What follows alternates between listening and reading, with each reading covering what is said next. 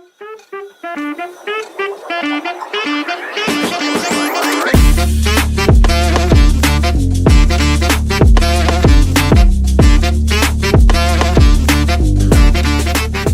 back to the Community Corner Podcast, Personal Finance Edition.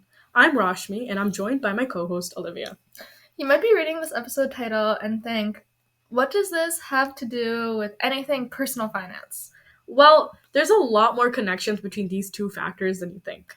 For many American families, high school students often choose the path of going into college. It's essentially the requirement for most people. Mm-hmm. From free public education that many students do to paying a lot of money, around $30,000 or even all the way up to $70,000 a year, it's a huge financial burden.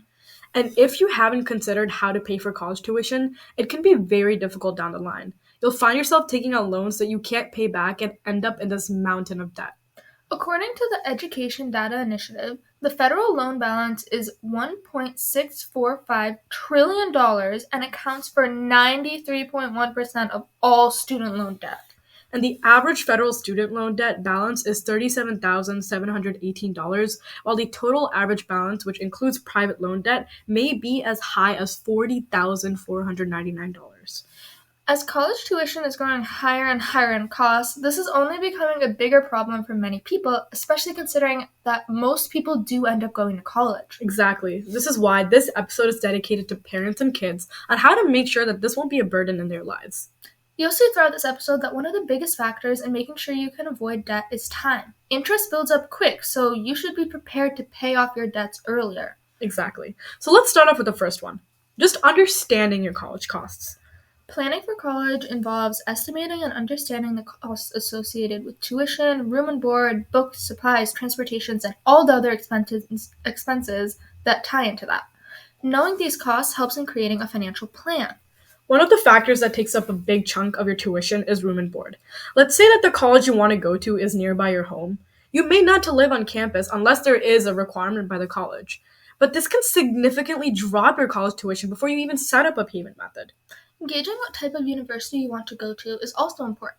You need to understand your personal financial capabilities and the limitations in assessing the affordability of different colleges and making informed decisions about the cost of attendance, loan options, and the impact on future finances. This ties back into the idea we mentioned earlier. It's a lot easier to set up your payment system if you have a solid understanding on how much your college is going to be. That way, you don't put more money into savings, which can potentially hinder your family's financial situation. So we've been using the word payment system a lot. So let's talk about that.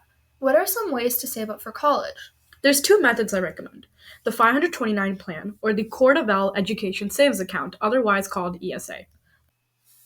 529 plans are versatile educational saving tools offering two primary options: prepaid tuition plans and education savings plans. Prepaid tuition plans allow families to pay for future college tuition at current rates, covering tuition and mandatory fees. Education savings plans function as investment vehicles with contributions directed into mutual funds, index funds, or age-based investment options. The growth is tax-deferred and withdrawals are tax-free when used for qualified educational expenses. What makes them very useful lies in their tax benefits. Contributions to 529 plans are made post-tax, but the earnings grow tax-deferred, and withdrawals for qualified educational expenses are entirely tax-free, providing a substantial financial advantage. These plans offer flexibility by covering a broad spectrum of qualified expenses, including tuition, fees, room and board, books, and supplies. One significant advantage is the absence of income restrictions, allowing contributors of any income level to participate. Depending on the state, 529 plans often accommodate high contribution limits, enabling families to accumulate significant funds for educational purposes. Another key benefit is beneficiary portability. A beneficiary is the person who owns the money accumulated. When they say beneficiary portability, it means that it allows the plan's beneficiary to be changed to another eligible family member without incurring penalties if the original beneficiary doesn't use all the funds. Now, if you go for the 529 education savings plans, there can be risk involved because it's tied to the market performance. If there is a huge drop in the market performance, that can affect the value of your plan. Additionally, withdrawing funds for non-qualified expenses results in income tax and a 10% penalty on earnings, so make sure you stick to the plan's guidelines to maximize their benefits. Similar to 529 plans, contributions to a Coverdell ECA grow tax deferred, while withdrawals remain tax free if directed towards qualified education expenses. However, the distinguishing factor lies in the more expansive use of funds within an ESA, extending beyond higher education expenses to encompass a broader spectrum, including elementary and secondary education costs.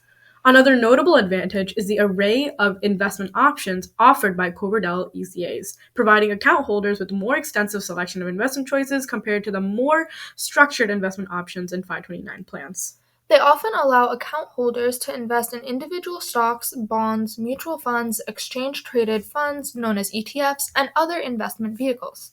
This flexibility grants account holders greater control over their investment strategies and allows for more diversified portfolios tailored to their specific preferences and risk tolerance. Despite these advantages, Coverdell ESAs have a restrictive annual contribution limit set at $2,000 per beneficiary.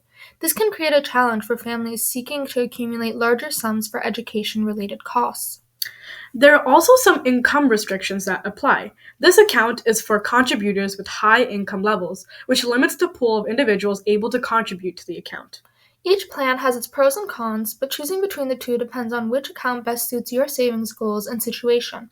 Aside from planning your finances in time for college, fostering open communication within families about financial capabilities and expectations for college funding is crucial. This communication enables a deeper understanding of how much families can contribute financially, allowing students to make realistic choices and set appropriate expectations for themselves. Something to think about is if the student has to pick up a part-time job to help support their family to pay for college. Integrating these approaches aids in creating a more comprehensive financial strategy, where both student contributions through employment, if needed, and family financial support align to mitigate the overall cost burden of higher education. Not only will this make your college experience stress-free, the accumulation of debt won't be looming over you into post-graduation or even well into your career. Thanks for tuning in to this week's episode of Community Corner Podcast, Personal Finance Edition. This is Olivia and Rashmi, Cashing out.